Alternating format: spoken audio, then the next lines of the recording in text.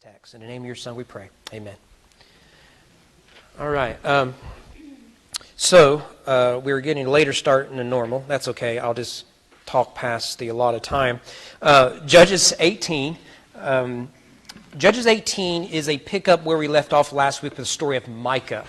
Now, remember how Judges is set up. It's 3 parts. You get an introductory part, and then you get the section we think of Judges is the actual judges. Deborah, Samson, Jephthah, Gideon, Othniel, Shamgar, the part that got me into the Bible. But then this last 5 chapters is often the part that skips, and there's nothing good here. There's nothing good. And so basically what you have in Judges is we see the corruption of God's people from the vantage point of its leaders. So they happen to come in and to deliver them from external enemies. But what we discover in their leaders is progressive wickedness. So if you compare Ehud at the beginning with Samson at the end, you can see the decline. Samson's not a good person. In fact, he doesn't even want to deliver Israel. Yet that's what he was called to. He's given all these special privileges by God, and yet he just throws them all out the door. And who preceded him was Jephthah. That ain't much better. But what you're getting here in these final 5 chapters is the depravity of God's people from the vantage point of God's people. And so chronologically, some of these events likely took place during the events of the Judges. It's hard to nail some of it down.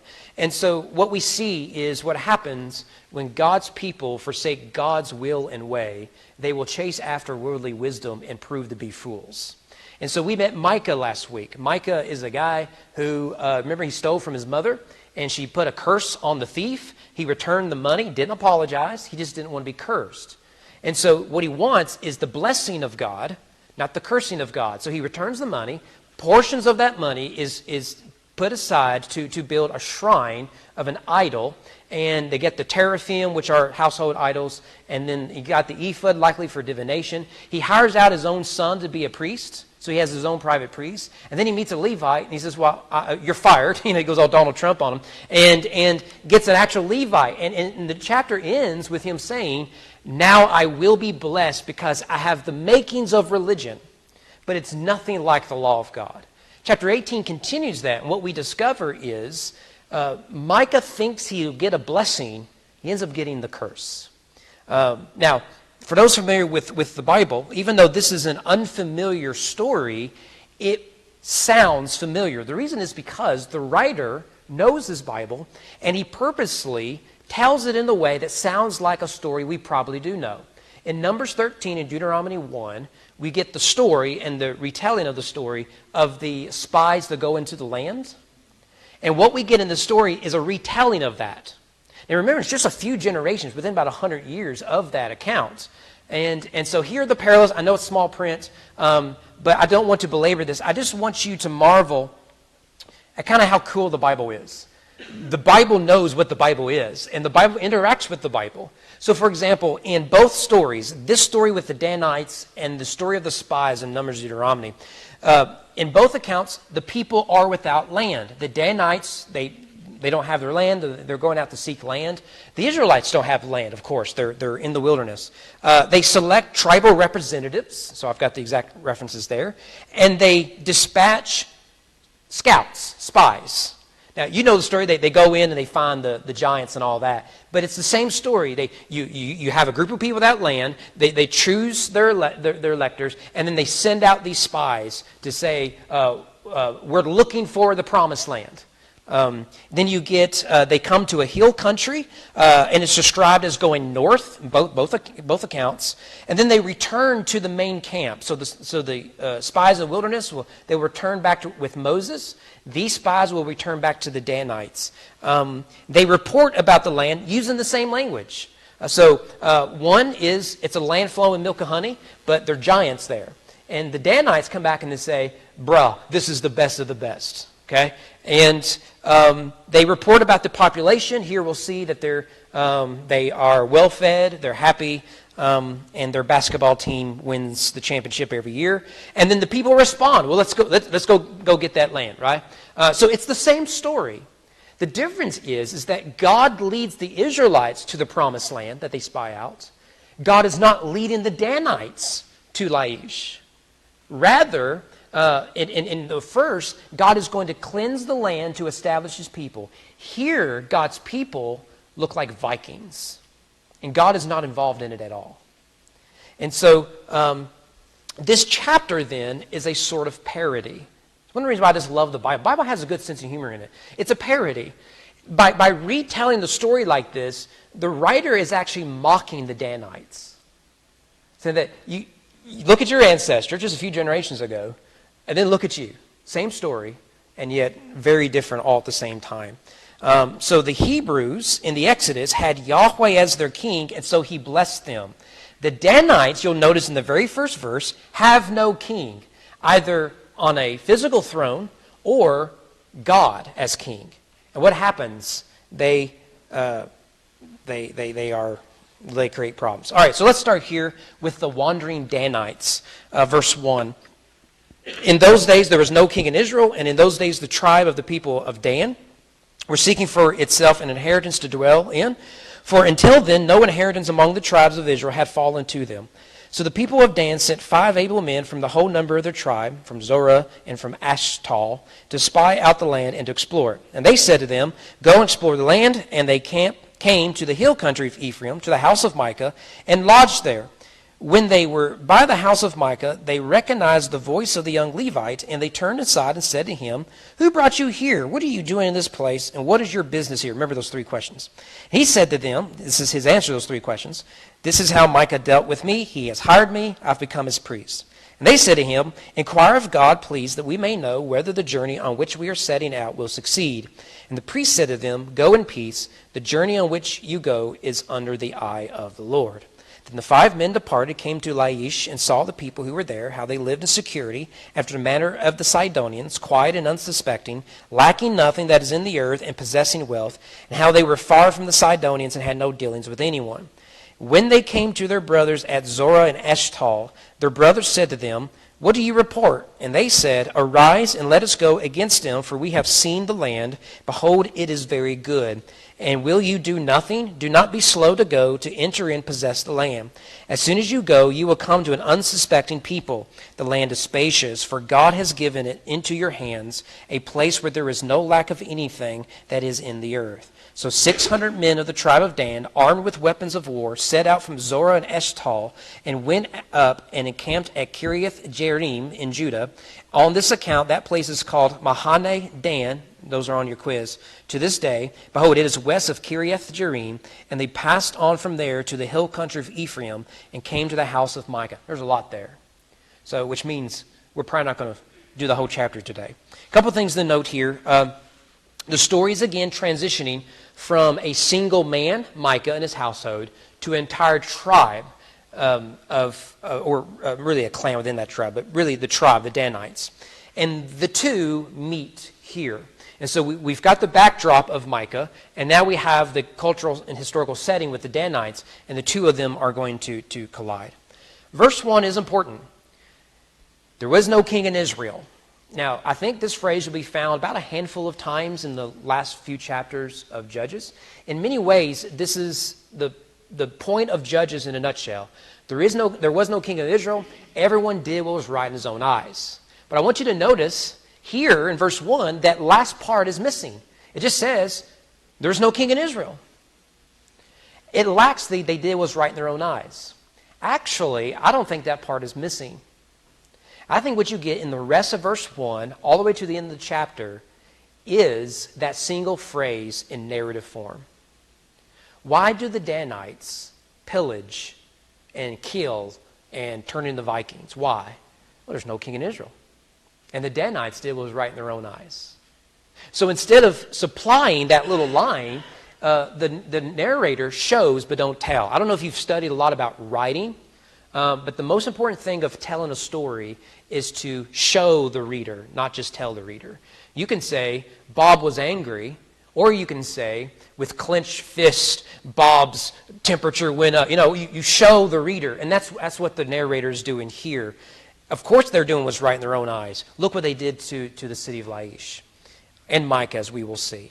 Now, according to Joshua 19, the Danites do have land allotted to them. But it says here, the tribe of the people of Dan were seeking for itself an inheritance to dwell in. So some people see this as a contradiction. I don't think that's the case. I think what you have is they feel the land is inadequate for their needs. It's too small. It lacks protection from the Amorites. And it doesn't provide necessary agricultural provision. And so this creates a crisis for the tribe.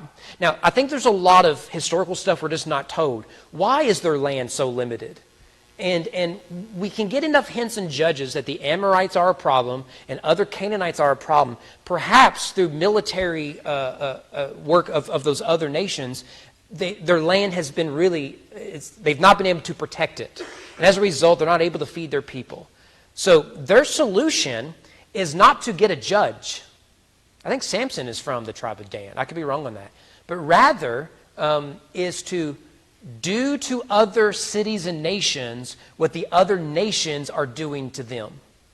You remember that when Joshua brings Israel into the promised land, Moses said, cleanse the land lest you become like the Canaanites. And what we've seen from the very beginning in every story, the Israelites look more Canaanite than they do Israelites. And so the Danites are saying, we have a crisis on our hands. What we're not going to do is cry out to God for deliverance. What we're going to do is take matters into our own hands. We're going to trust in our power and in our military. So what they do is they send out 5 noblemen, the ESV says, to serve as spies. That word noble is interesting. We're not told why they are noble or what makes them noble. But what we discover is they're not very noble guys as we would define it. Nor are we told what land they are exploring. So when Moses sends out spies, he says, go to this specific place because this is the promised land. The Danites are in the promised land. And they're told, just go out and explore. And so, as they are exploring, they come across a guy. The language suggests he may have multiple houses. So he may be rather wealthy and influential. But they come across Micah. Well, that brings the previous story into our current one. And what's interesting is they recognize the voice of the Levites. What's interesting about this is that this scene mirrors the story of Joshua sending spies into Jericho. So remember that Moses sent spies into the promised land. Yes, that's Numbers 12 to 14. Joshua does the same thing when he comes up on Jericho. But I want to show you this, okay? So here's Joshua 2:1. Joshua the son of Nun, means he didn't have a father, sent 2 men secretly from Shittim as spies, saying, go view the land, especially Jericho. Notice the specificity. Go to Jericho.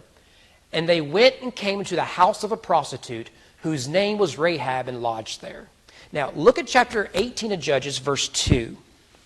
So the people of Dan sent 5 able men, or noblemen, from the whole number of their tribe, from Zorah and from Eshtal, to spy out the land and to explore. And they said, go explore the land. And they came to the hill country of Ephraim, to the house of Micah, and lodged there. You see the parallels?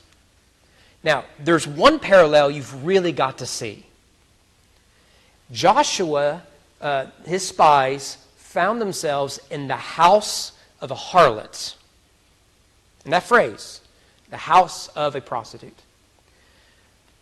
The spies of the Danites come to the house of Micah. You see the parallels to it. Now you may think that's just English. Fine. But I don't think it's an accident. In the Bible, harlotry is equated with idolatry. What the harlot does to their body is what the idol worshiper does in worship. And that is, particularly when the people of God turn away from God to idols, they prostitute themselves after other lovers, if you will. This is all over the Bible. The best example of this is the prophet Hosea. Remember, Hosea is told to go marry Gomer, who is a prostitute. And Hosea says, look, we'll let bygones be bygones. You stay faithful to me. And what does Gomer do? She don't stay faithful for long. And what does he do? He has to sell everything he has, buy her back out of sexual slavery. And what does he say? Don't do that again. And God comes in and says, how's it feel, Hosea? How's it feel? I've been doing this for centuries. It's a problem. So what Hosea goes through with the unfaithfulness of a harlot is what God experiences with the unfaithfulness of his people. So Joshua sends spies to the house of a prostitute. So do the Danites. It's a different form of prostitution. One uses their body. The other is the abuse of the soul. And I think we're supposed to see these parallels. Because what is Micah? He is an idolater. He has the idol set up on its fancy base. He's got the teraphim. He's got the ephod. He's got all this stuff. Went out and got a Levite who is himself guilty of the same sin. So, of course, they come to the house of a harlot, if you will. Well, regardless, they ask the Levite a series of questions. Who brought you here? What are you doing in this place? What is your business here? Those three questions. Ironically, these three questions, the Levite should ask the Danites. Who brought you here? What are you doing in this place? What is your business here? I mean, they're knocking on his door after all. I mean, imagine if someone comes knocking on your door, some stranger, and they're like, what are you doing here? How'd you end up here? Like, I could ask you the same thing. In fact, I'm going to ask you the same thing. I don't want to owe you an explanation. My name's on the deed. Get, It's like the way we talk to John. You got to go home, but you got to get up out of here, right? But he doesn't do that. But if the Levite answered honestly, and I'm stealing this from a commentary, I think this is how he should answer them. So, who brought you here? Or they would answer, the tribe of Dan sent us. We have come to spend the night. We are seeking out a land to take as an inheritance. At which point the Levite, if he were faithful to God, would answer this way. You should only be going where the Lord sends you. You should not spend the night in the house of an apostate. Thirdly, go back and claim the land God granted you. The Levite doesn't do any of that. He doesn't offer that sort of answer. But verse 4, his answer reveals the corruption of his heart. This is how Micah dealt with me. He hired me when I became his priest. Well, he's honest. He's like, I'm here because the dude pays me better than the last guy. I mean, that's his answer. So he's not interested in correcting the Danites who have no business being here. I mean, you get spies showing up, you can probably suspect they're up to something. But instead, he just says, look, I'm a Levite. I was out for hire. Micah offered me a good deal, and that's why I'm here. It really reveals the corruption of his heart. That is the idolatry that you see here. And so what happens is the Danites, having discovered and come across a Levite, they think they're lucky. And you remember, that's what Micah did. Micah had him a little priest, his son. And then he comes across a Levite, and he says, by Jove, look here. I've got my own real deal Levite. He's got degrees from Southern Seminary and everything. And so the Danites come and they say, well, by Jove, a Levite. He's got degrees from Southern Seminary and everything. It's the same story. That's why the Bible is so well written. And so, notice they say, inquire of God, will we be successful? Verse 6, go in peace, he says. The journey on which you go is under the eye of the Lord. Now, since we're not going to be able to do the whole chapter this week, let's have some fun. I remember as like a middle schooler or somewhere around there was this growing list of shows and charlatans that claim to speak to your dead loved ones. You know what I'm talking about? So if you ever watched these guys, they were really good. But if you paid attention to them, they're charlatans.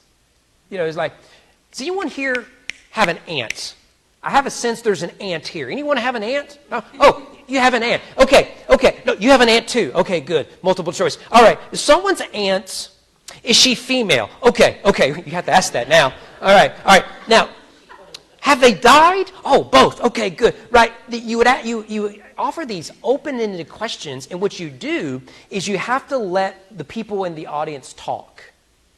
My aunt died 3 weeks ago. and she had this, right? And they fill in the gaps for you. And as they fill in the gaps, then you keep them going to the point you bring them to tears and they give you all their money.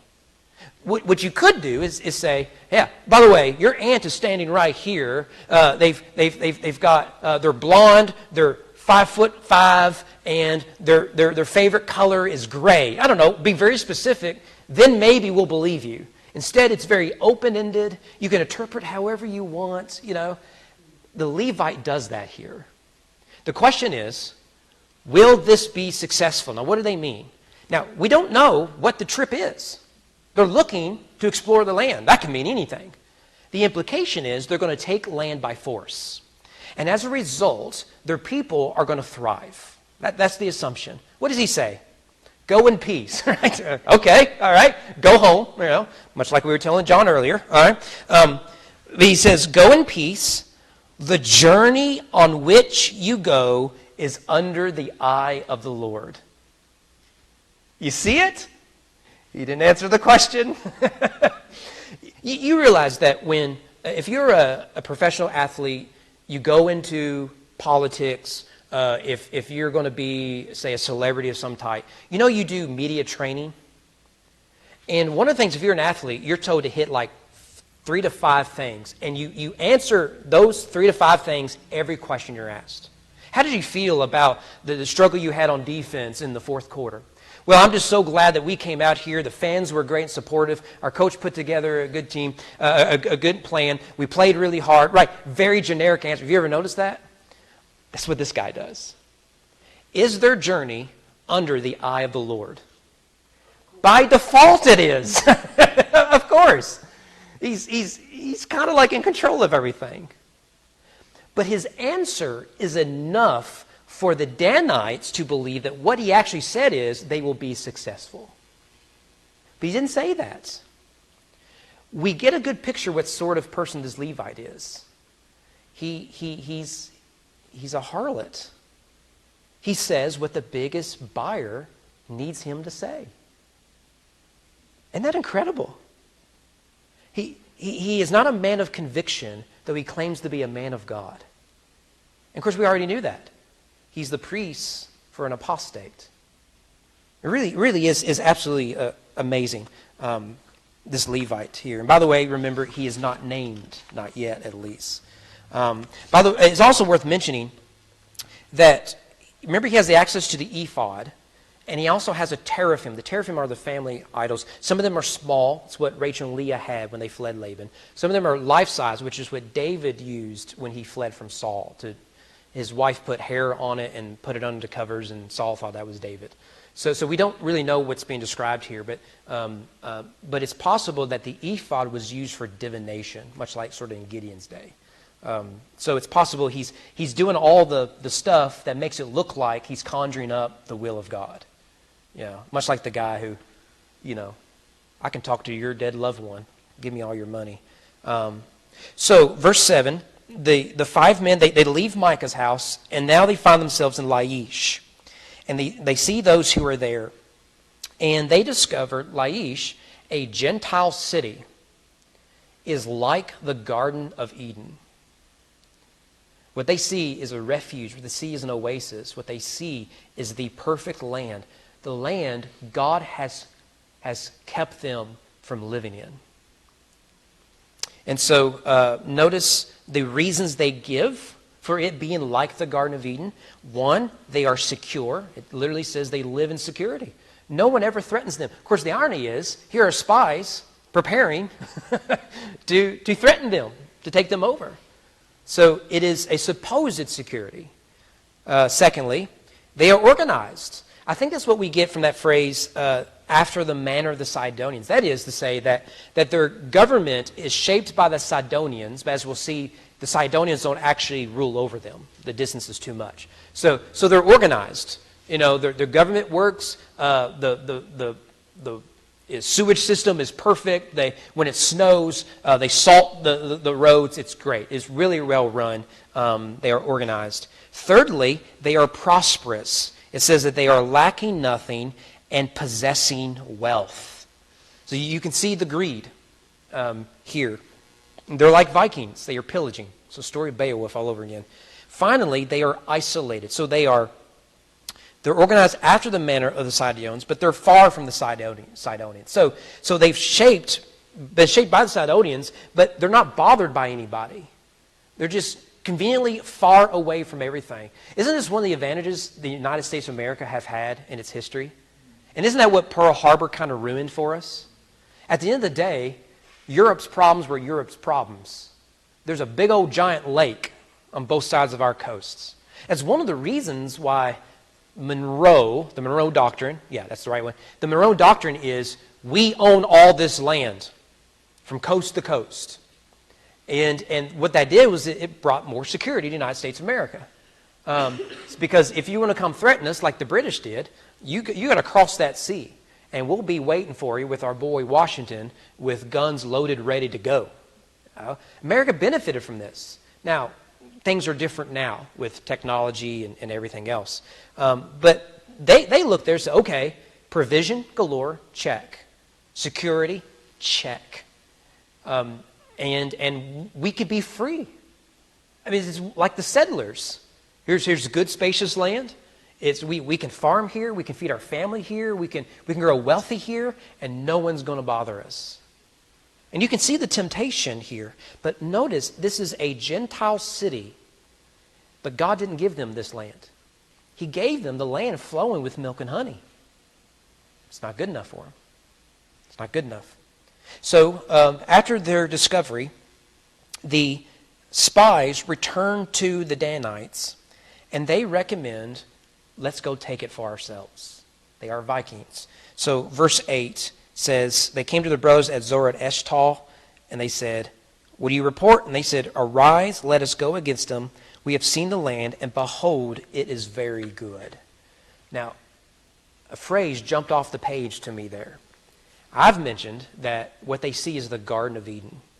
I think that's made clear in how they report. The land is very good. Now, where do we first see that phrase, very good, in the Bible? It is Genesis 1:31, after the sixth day of creation. God saw everything that he made, and he said it is not just good, but very good. It's good to the maximum. I don't think that's an accident. Because they see it as a Garden of Eden. They see it as a new creation. Now, I find this interesting. I'm not a Hebrew scholar, so this could be worthless detail. The phrase very good is reversed between Genesis 1:31 and Judges 18. Now, you can't do that in English. In English, it would be good very. That don't make no sense. But in Hebrew, you can toy with that. And I don't know if there's a special meaning in that. I struggle with Hebrew. I'll just give that to you. Put it in your back pocket. Use it for Jeopardy one of these days. And then we'll I don't know if I don't know how far we get. Okay, so they decide, verse 11 to 13, they are going to invade. And you'll notice in verse 11, 600 men agree to participate in this campaign. That's a rather small number compared to other battles in Judges. Barak had 10,000 men in the battle against Sisera, Judges 4. Gideon, remember, originally recruited 32,000 from Asher, Zebulun, Naphtali, and Manasseh, but of course settled for, his merry men of 300.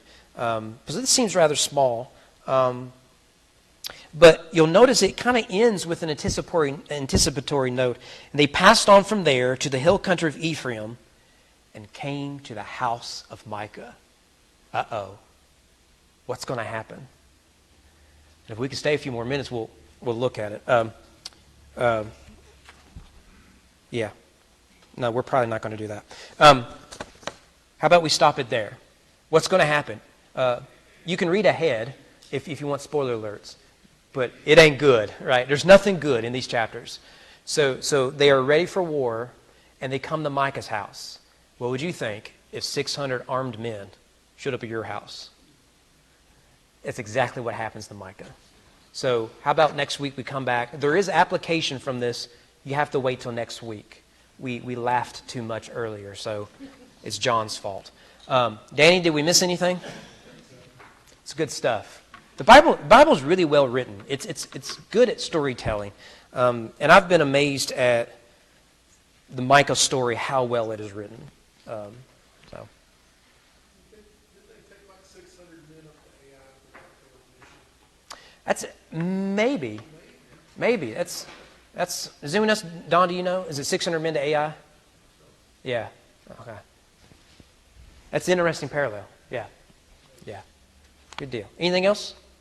You're getting out early. Don't get used to it. Called mentalist. Mentalist? That know, I know you're in. Oh. I know dead people. Yeah. I know they're still around, but there was a period where they were everywhere. I think Oprah would have them come on and all that. And then one guy had like his own show. It was like one really popular guy. And even as a teenager, I thought, this dude's a fraud. Which, by the way, speaking, you may not get out early. Who's the most famous magician way back when? Houdini?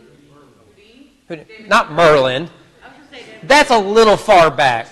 I wasn't around then. Don, I don't know if you knew Merlin personally, but if you did, I have questions. And you would be the coolest person I knew if you knew Merlin. Now we're talking. I think it's Houdini. I could be wrong if it's not Houdini. It's not Copperfield. I think it's Houdini, who he was known for as a magician. He dedicated much of his life to exposing those charlatans. The spiritualism, and he was really close to the guy that wrote the Sherlock Holmes stories. His name's leaving me. Yeah. And Dole really got caught up in spiritualism. And Houdini dedicated much of his latter years to exposing them as charlatans. And him and Holmes, therefore, sort of went separate ways. So Houdini thought that I am particularly qualified to know what tricks they're using because I use tricks in my act. But he was open about, I'm not an actual magician. I just, I can give you the illusion of magic. He thought, and rightly so, that these spiritualists were taking advantage of vulnerable people. And he's right. And so he's dedicated much of his life doing that. Yeah, that stuff. Yeah. I mean, don't do this. Get out the star that tells you future from the star, astrology, whatever it is. Look how vague it is. It's the same thing, Mark.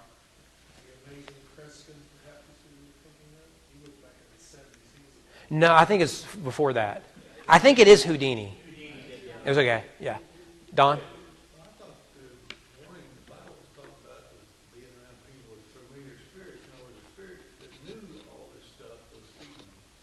Yeah, so the Bible says stay as far away from this stuff as you can. Get far, far away. And the implication is that it is possible for wicked beings to do some of this. But that doesn't mean there aren't charlatans out there. And you just stay away from it. You don't mess with it. Even if they are charlatan, you don't dabble in that stuff. And for one, the witch of Endor is surprised by the success of the conjuring up of Samuel. And so it's possible she's made a living as a charlatan, but on this occasion, it's the real deal. And so it's very clear, you stay away from this stuff. You don't mess with it. Don't get out your Ouija board. Don't. Kind of a little ignorant when you worked at the Christian store on a tarot card. Yeah. So it's good that I was ignorant. I didn't know what a tarot card was. I should have asked more questions about my colleagues who knew what they were, that same lady came in a couple weeks before. Yeah, that's right. Yeah. Anyways. All right. How about we close on prayer? We're still got a little early. Mark, will you pray for us?